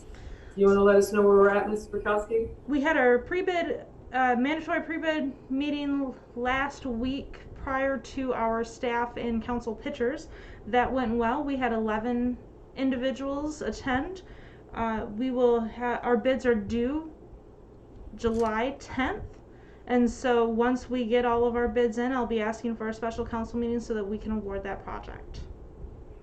Okay. Any questions for Ms. Burkowski regarding the Trailhead? Seeing none, we move to old business item C, Mr. Corrigay's vacation leave. Mr. Commando, are you taking lead on this? Again, Madam Mayor, at our last meeting, there had been a request by our former city manager to waive the 90-day requirement that was contained in his contract and ask for his ability to get his leave payout. Part of that request was just an acknowledgement that that was how the council had acted previously with the city manager prior to Mr. Cornegay when Mr. Suggs had left the city. So the city had asked for some information that I believe was received on that day, and the council had asked for some time to review that information before making a decision. And I'm here to answer any of the questions I can. All right. Any comment? Any questions about his leave? While we are not, I believe, legally bound by past practice with Terry, I think out of equity, I think we have to consider that. I think we should also consider that this would be the end of the line for this past practice, and this would be retroactive only. That would be my thinking. In other words, approve the amount, which if I'm reading the amount correctly, it's $5,867.20. Is that the correct amount? I thought the correct amount was more like 12,000. No, Madam Mayor. So in the sheet that's provided in your packets, well, there's actually two. It breaks down the accumulative leave for sick and vacation. It also attaches a portion of our personnel manual that only allows for 160 hours to be paid back upon departure. That amount equals 5,800 or 5,867,000. Let me say that one more time. $5,867.20. And the sick pay is off the table because apparently the person has to have worked 5 years and Scott was here for 4.5. That's correct. We're talking about the vacation, correct? That's correct. So what he's got coming to him right now is $58,67.20. If we invoke past practice. Well, I wanted to share a conversation. I was really actually kind of surprised this came to council because when Mr. Cornegay contacted me before he left and asked if I could meet him at City Hall, that he needed 5 minutes of my time and Lynn's time, he sat at the conference table and said that most people know that he doesn't need the money, from this job just to be able to live. And so I thought nothing about, paying him whatever, but it would be my purview, to set the example and say that we honor our contracts. When we sign or when we put a contract out to somebody, we enforce the contract. But that's my purview. So what is the pleasure of the council? Mr. Commando, so what we have is Scott's salary and benefits being lost. We have Lynn's old salary being lost, more than likely. Now, plus we're having her new salary added. So we're way ahead of our personnel, our payroll as far as that goes. And the $5,000 wouldn't be hurtful to the city budget at all, in my opinion. I don't think there was a question for me to answer there, but I'm sorry, I answered it. Yeah, it's one of those things. So it's not our checkbook. The checkbook doesn't belong to us. The checkbook belongs to the residents who pay taxes, and we're not enforcing our own contract which we issued. And I think that would be an issue with a lot of residents if you ask them. I'll ask for whatever you guys want to do, but that's where I'm from. And Mayor, I'll add to that is, I'm pretty sure we all got one email that I received from a resident. This was in the paper and everything, I believe, and we discussed it last meeting. I haven't heard any negatives about this. My opinion is, yes, we didn't keep Mr. Suggs to the contract when he left, but it was trying to get my words right, is I feel that Mr. Scott came in here and he did a darn good job, and if he has this vacation time coming to him, I think that we need to honor that and give it to him. I'm happy to see that it's in the policy that we don't give $12,000, and it has dropped down tremendously. And I agree with Councilman Peoples on what he said about the savings of money that we've got right now. So that's my opinion. So what is the pleasure of the council then? I make a motion, we go ahead and pay him the $58.67.20. Is there a second? Second. Second it. All those in favor say aye. Aye. Aye. You want to do a voice vote, Ms. Lynn? Ms. Rakowski? I didn't hear all voices. Can you do a voice vote? Absolutely. So we'll go Vice Mayor Hart. Aye. Councilman Brown. Aye. Councilwoman Kelly. Aye. Councilman Peoples. Aye. Mayor Lake. No. Vote passes 4-1, Mayor Lake. Madam Mayor. Thank you. We are now to open item D. Mayor, before we move on, can we also get something in the record indicating that past practice is now past practice, and looking forward, the contract would be adhered to quickly? That's just that understanding. I'm not looking for a motion. Next item is item D, 2019-2020 roadway improvement project, Azalea Place. Ms. Rakowski? Yes, Madam Mayor. So we've had a couple conversations about the possibility of switching Nelson's Points for our Azalea Place 1920 roadway improvement project. I have had conversations with our engineer. It is belief of our engineer that Nelson's Point is best to be put on hold until after the streetscape and the resurfacing project of 21 is complete. They will be doing work inside Nelson's Point. We just don't know how far or to what extent at this time.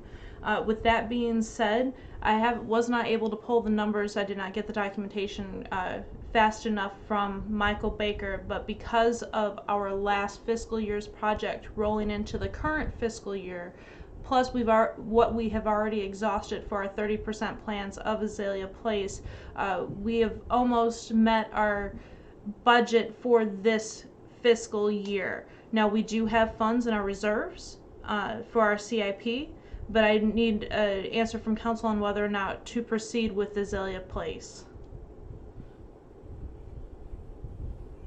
Okay, so any discussion for council? Now, mind you, we hardly spent any of our funds from last year because the project did go off so late and ended up coming into this fiscal year. Any questions, any conversation? Yes, Brown. Lynn, on the Azalea Place, what is it, the intersection that we had talked about, there's an issue, and are we paving it all the way down to Magnolia? So there's a couple of different issues that will be addressed. One, when council named that a one-way street, those markings are still burnt into the surface, for lack of a better term. It'll be taking care of that and remark it for designated parking, as well as taking care of that intersection. And what is wrong with the intersection? I know it's angled, but I mean, is it a site issue? As some of those in that area that product has started to fail. There's cracking, pooling, and water retention, things of that nature. Well, I know, excuse me, but back in the 90s, we did have a lot of issues with water flooding a couple houses right there. So if that has anything to do with it, I would be in favor of going ahead and fixing it, getting it over with. I don't know that it's putting any of the homes in jeopardy on that point. No, we fixed that. Okay. Okay, so are we, do you need a consensus, Ms. Lynn? Mr. Commando, does she need a vote? Consensus is fine for her to move forward. Okay, so is everyone in agreement that we move forward with Azalea Place? Thank you. Mr. People says yes. Yes, okay, I'm seeing nodding heads. So you can substitute that. It was the next street on our windshield, so we can knock that out. Fantastic. Okay.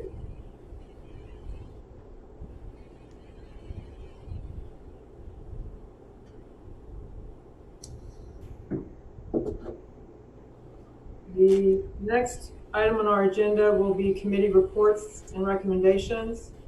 We have not met at the Budget and Finance. Ms. Lynn, is that going to be necessary? We're starting to head into a budget year. Yes, so I'll be reaching out to the Budget and Finance Committee to get those scheduled. I apologize, the CARES Act kind of consumed a lot of our time. Growth Management, Vice Mayor Hart, do you have anything? No report. All right, Mr. Kirkland, in the Keystone Heights Airport. Good evening, Madam Mayor and council members.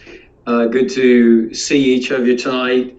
I have a brief report that I'll read into the record of some events that have been occurring at the airport and with staff. With the assistance of Jim Taylor, who is the airport attorney, the Keystone Heights Airport Authority has reached a settlement agreement with Wings of Dreams of Mr. Bob Ohl.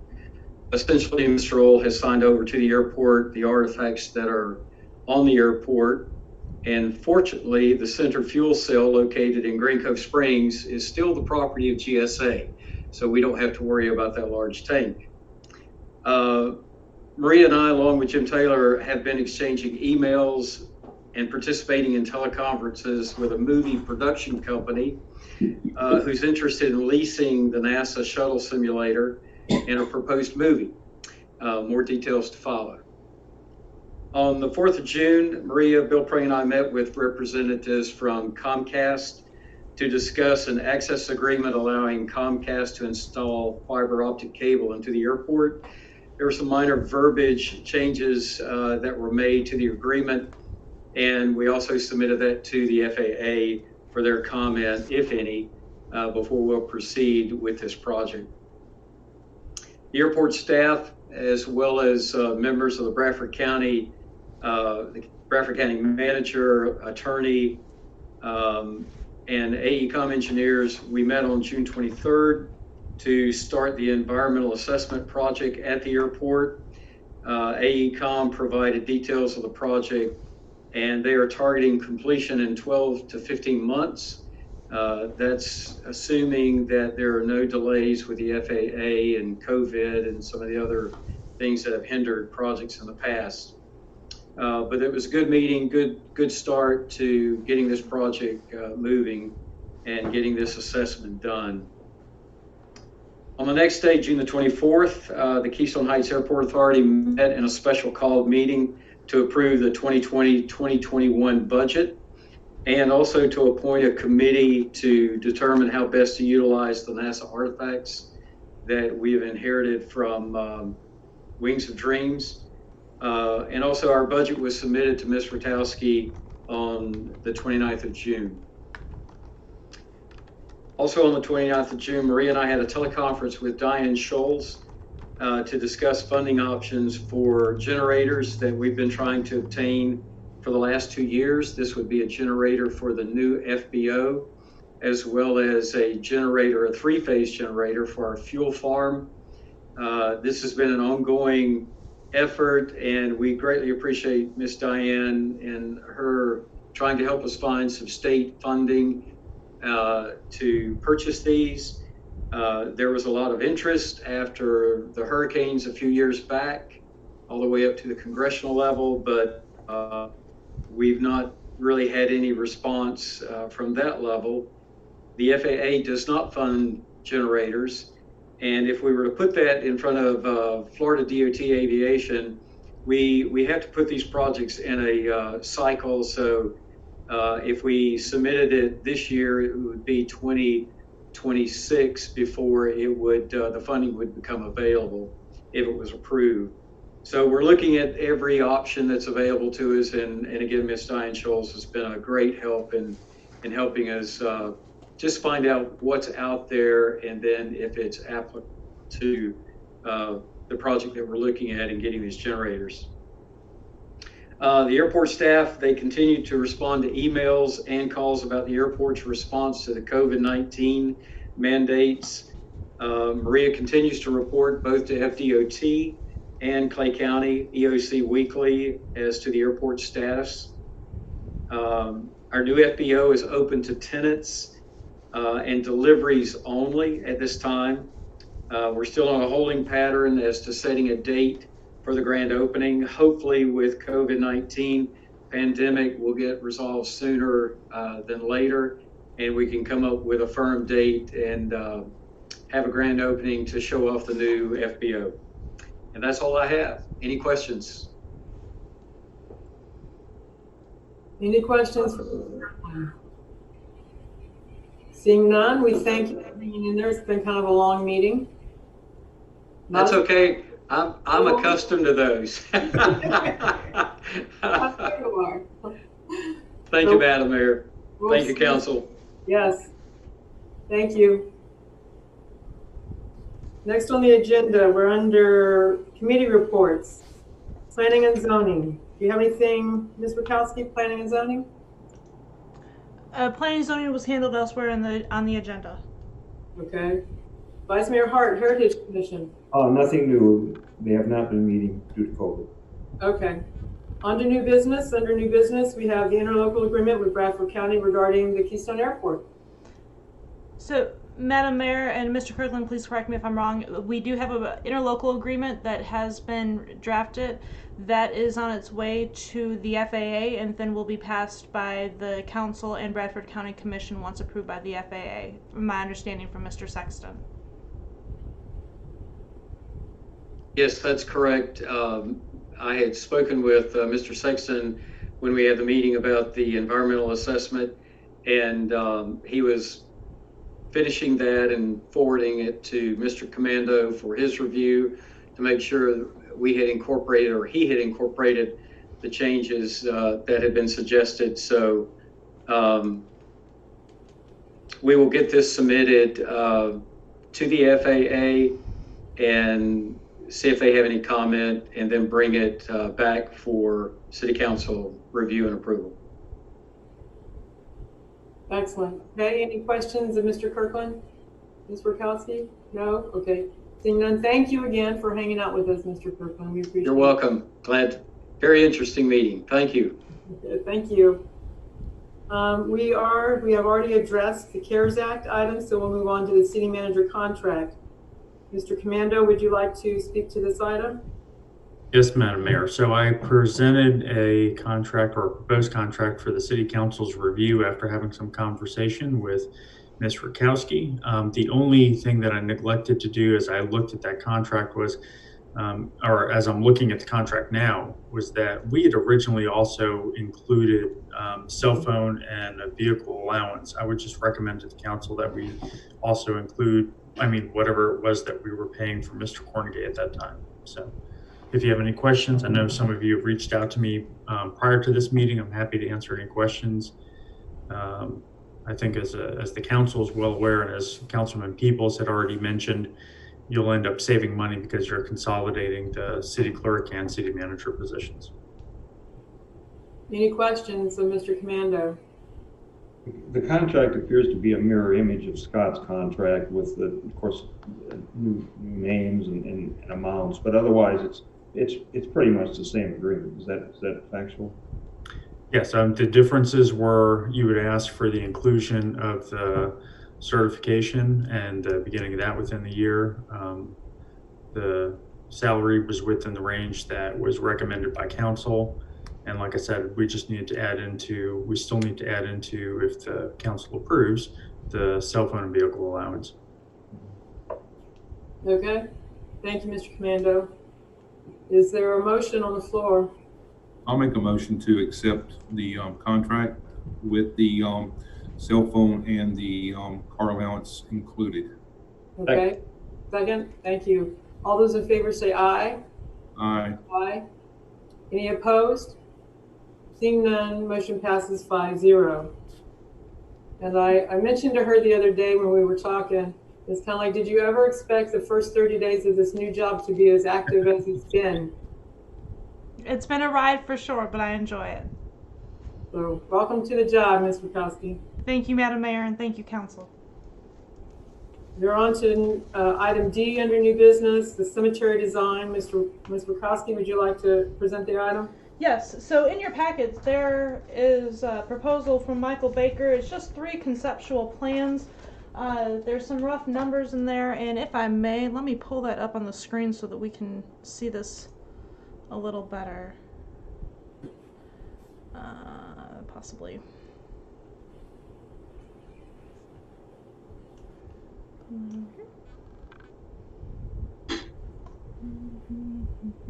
Give me just one moment.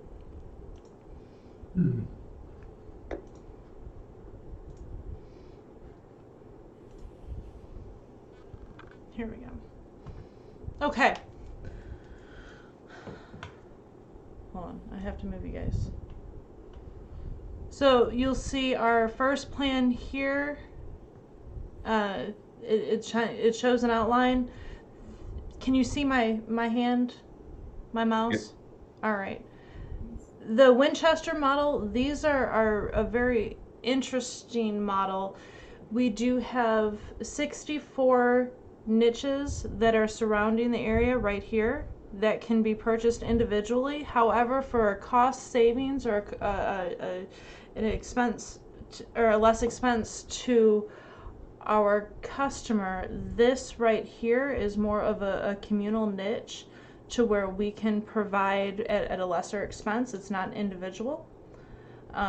So that really expands that from 64 niches each to whatever can fit in there.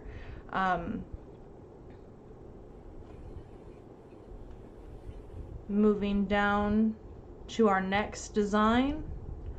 This is, and again, these are just designs. I'm looking for council to direct staff which design that they'd prefer to see so that I can start working with the engineer and the companies to get you accurate costs, and we can start building these out in phases.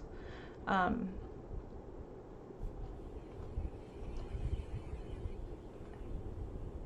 then we have this one as well. These are more in blocks. I do personally kind of like this last one just because it'll be easier, I think, to phase out. We can build a little bit at a time. Yeah. Lynn, or this one as well. Go ahead, sir. Go up to your last one right there. Which one? The last one you just did. One you said you liked better. So if I may, real quick, this top one will also be very easy to phase out. We can do each individual piece as money allows.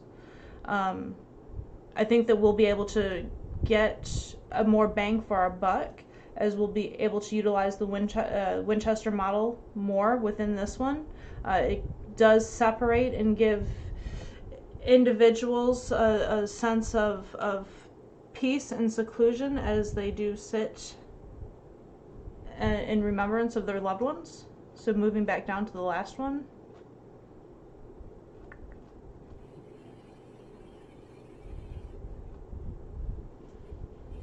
Okay. So on this diagram, you've got it, the blue is your niches. Yes. So these And- are a double-sided, these are the double-sided columbariums, these are the single-sided ones. The light blue right here, those are going to be benches. Okay. And this one does not have any of the Winchester models. And are you looking at putting that up where we designated that area for a mausoleum and everything up on the hill several years ago? Or where does the plan to put these? So this is, these are the existing sites. There is a fence line right here that separates the old cemetery from the new cemetery, the new side. Right. And so to answer your question, yes, I believe that this is where the mausoleum was intended to be built. It is. And council, the nice thing about that is there's no trees up there. And when you're dealing with the granite and everything, if you have trees, you have damages from the trees with maybe fall on them and breaking them, chipping them, but also a lot of mold, be a lot of pressure washing. Gotcha. That's a good point. So now, and I want to just remind council that these are all conceptual. We can change these as we move forward with it. I'll tell you, shopping for columbariums and a cemetery design is one that we found to be rather difficult, as there's so many options, and so we were really just seeking direction from council on what they would like to see in the cemetery. Which of these final designs provides the most columbarium space? Well, they can all be altered. And so it really depends on how you're looking at numbers as far as columbariums. This top one right here provides more space, as you have a communal area, if you will, in the center here. That this is these aren't individual niches. And so this would probably provide you with the most numbers. However, if you're looking for individual spaces, something to this effect, as this has both double-sided columbariums as well as the Winchester model. That one looks like something you see in the post office. Well, The rectangular one. P.O. boxes. I like the top one because I like the way the droppability. You can drop one down, and when one fills, you can drop another down and another down. I agree with Mr. Peoples. I like that one better. And so with this top one, the only thing that would be offered would be these individual, the Winchester family. I have a question, only because I've dealt with this kind of stuff before. Is now, if you have a husband and wife, are those big enough to put 2 urns in? So I've had several conversations with many different cemeteries, and there are different ways that we can create our rules and regulations and sell those lots. So that would be an option. Because I know in some cases like that, when they're when they go in this direction, cremation, they like to be together, and it's nothing to open those and put an urn in there. So I was just curious.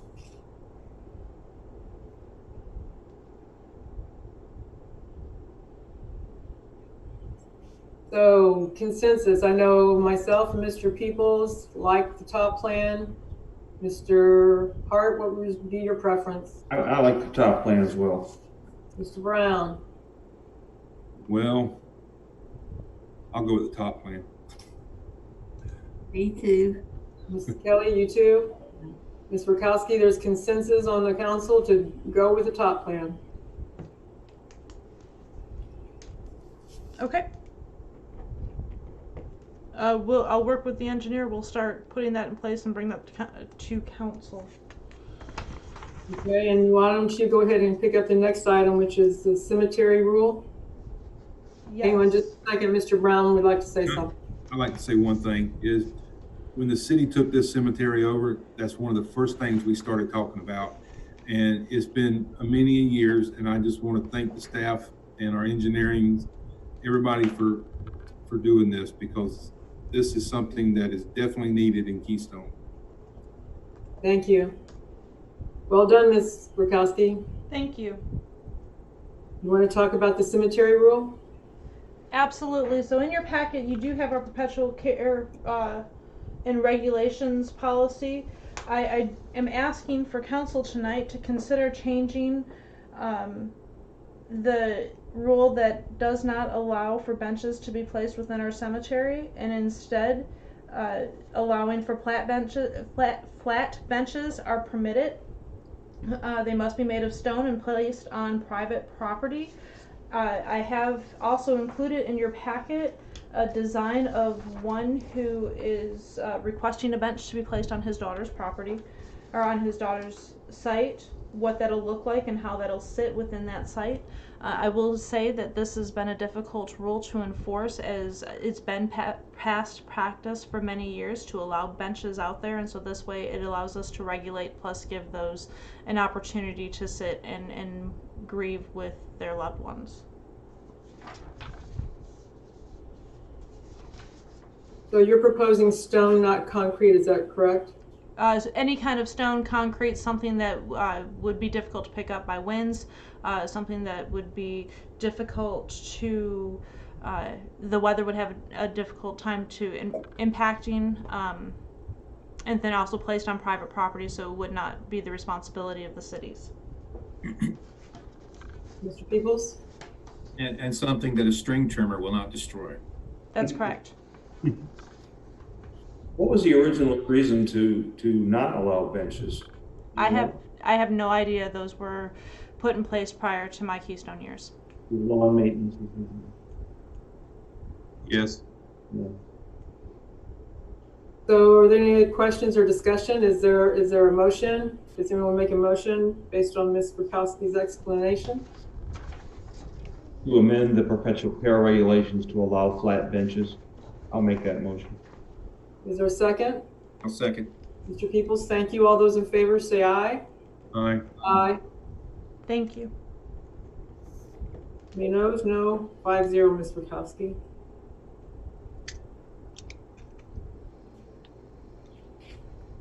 And let me get back up to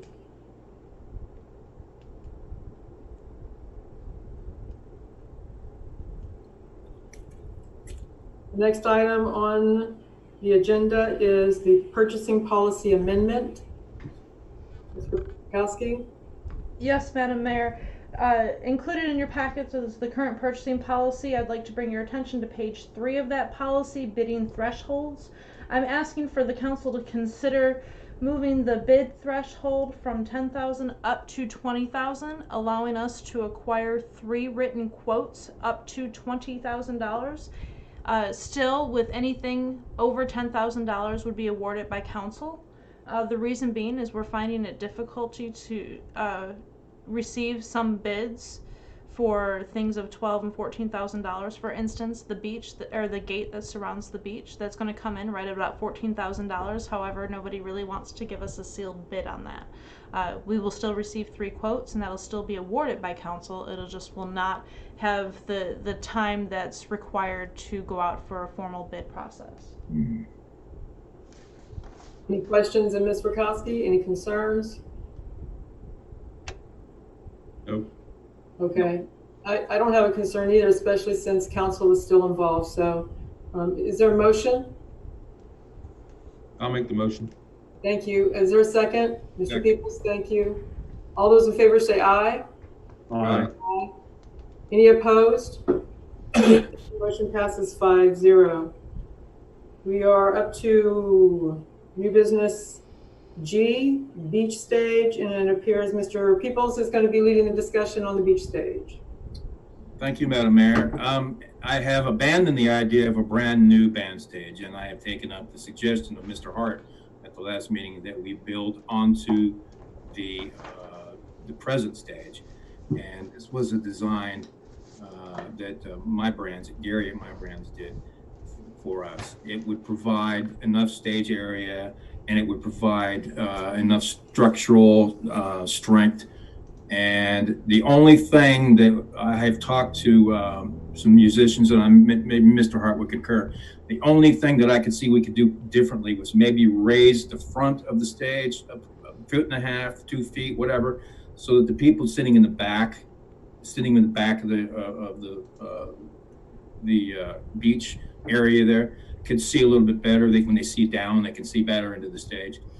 And this can be put lattice. As you see, I had them include a chair rail around it. And this can have lattice on it or whatever we wanted to do to make it 1925-ish, whatever colors we want to do it. I think it would be a great boon to the city. We could have Theater in the Park. We could have bands, of course. We could have, it could also be rented out. And the next page is also something, is the, we could also use it as a projector, have a projection screen come down. We could use it for movies in the park. When we're able to come back to having movies and things like that, and we could have a screen that comes down from inside the ceiling. Also, we'll have, of course, stage lighting up inside the ceiling, and fans and things like that. And so I'm just asking for approval and permission to send it to, I guess the next stage would be engineering, to make sure that it's, structurally what it needs to be. Let me start. Can you actually let us go through budget and finance with this item? Because let the budget and finance discuss it, because the numbers are going to be very big, I think, for something like this. And so we really still haven't gotten an idea of what our revenue is going to be in our new budget cycle, but something like that should be included in the next budget cycle. Could we possibly pursue grants on this? Yeah, that's a possibility as well, but you have to go out and find them, and that takes a little bit of time as well. So are you okay with moving it to budget and finance and letting us build as a part of a budget cycle? Yes, ma'am. Okay. Can I make just one comment? It's very common in historic districts, when you have an accessory building like a garage, to require it be of the same materials and generally the same look as the primary structure. At the beach, the primary structure, of course, is the pavilion. And I would suggest, if you're going to be doing any design work at all, get some pictures of the pavilion as it looked when it was built, and then try to emulate as many of the features in this as was in the pavilion, so it's consistent. I think Heritage Commission would love that idea. Okay, we can certainly include them in the discussions when we get there. We are on to council comments. Mr. Hart, do you have any council comments today? Just a big thank you to Lynn. I know that behind the scenes, when we were dealing with the issue of the get together at the beach, that she did an awful lot of work. It involved meetings with the sheriff and with the person, Zach, I guess, who wanted to put this together. And I know she went beyond the call of duty, and I just wanted to send out a big thank you to her. Thank you. Mr. Brown? I agree with Councilman Hart with that one, and I like to add a comment about Mr. Peoples covering, doing events for over the past years, especially with the bands. We had a couple 4th of Julys that these poor guys set all that musical instruments up and everything, and we had to grab every person we could to get it in the pavilion before it got wet, because we had some heavy storms during the 4th of Julys. And I like the idea of covering that deck for that purpose. And having played there several times in the heat with the sun beating down, that would be great to have, especially like a fan idea. Yeah. Thank you. Mr. Peoples? Madam Mayor, this is the grave of my great-grandfather on my mother's side. He was 27 years old. He died in the 1918 Spanish flu epidemic, December the 28th. My great-grandmother was 4.5 months pregnant with my grandfather. My grandfather never got to meet his father. So I'm saying this all so that I request people to please wear your mask. They did not have the knowledge that they have now about these viruses. Please wear your mask, social distance, and please wash your hands like you're supposed to. That's all I had to say. Thank you. Ms. Kelly, do you have anything for us this evening? I want to thank all of y'all for what you do. Thank you very much. You're welcome. And for me, it's been kind of a tumultuous month. I'm in California helping my dad take care of my mom. So any prayers you have for our family, we certainly appreciate. City Manager, do you have any comments, Ms. Rakowski? Thank you very much for your comments and the motion on my contract, and I look forward to working with each and every one of you. Excellent. And Mr. Commando, any comments for us this evening? Thank you, Madam Mayor. I don't have anything further tonight. Okay. Is there anything else for the good of the order? I see no heads moving, so I'm going to say this meeting's adjourned.